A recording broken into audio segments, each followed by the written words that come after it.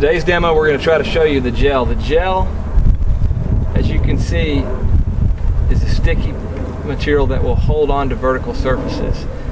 It's got a pretty high concentration, so when we use it, we'll use rubber gloves.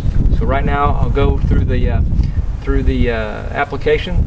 You may also, for the application today, we're just going to use a small. If you're going to do larger, you may want to roll it on. You can pour the gel into a pan, you can roll it on. In between, you'll see this wire brush. We're going to use this wire brush to help get the acid, activate the acid, and to scrub on the calcium. The water scale that we're working on is very, very difficult. Okay, today we're going to put this gel. See, I'm going to put it on the scale,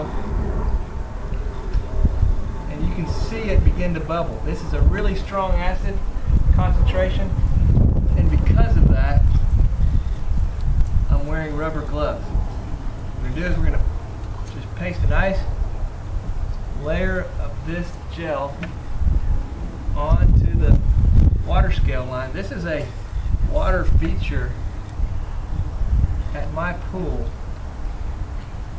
where the waterfall continuously flows. So what we're going to do is go ahead and leave that on for about 15 minutes, and then we'll come back and we'll scrub it, and we're going to repeat that process a few times until the water scale is gone. Okay, it's been about 15 minutes, and what we're going to do is I'm going to come back and I'm going to start scrubbing. And what's happened as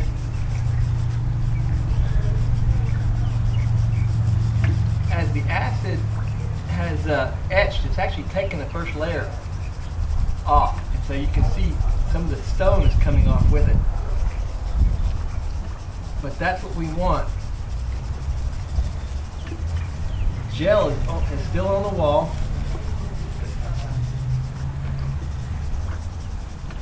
And we are taking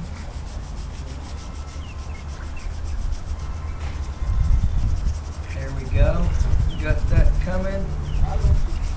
Okay, now what we're going to do is the acid is in a static form, meaning that it is suspended in the gel. So what I'm going to do is reapply it. So we got to reinvigorate it. Part of that's done by the brush. We got to reinvigorate it to get that acid back down there, because as that dissolved calcium that was on the wall, it neutralized the acid. So I got to mix it up, getting some new acid up against that, and we'll come back in a few more minutes and we'll continue that treatment until it works. Okay, it's been another 15 minutes. It is etched a little bit more, so we're going to go back and we're going to activate this again. Now you can't see me, but I am wearing safety glasses. And the reason I do that, not that it's going to spray my hands, but just in case I wipe my eyes with my hands, or sometimes it sprays off of this bristle as you scrape it, and that you just don't want it to spray. This stuff is pretty corrosive. You don't want it to get in your eyes. So we're going to brush it. In this case, it's really hard scale, like rock. So I'm going to come back and I'm going to put a little bit more on it. You might not need to do this in your application, and this may even be gone now, but just to be safe, I'm going to put it on here, reactivate it, and we'll come back and wash it off and see how it looks in a couple minutes.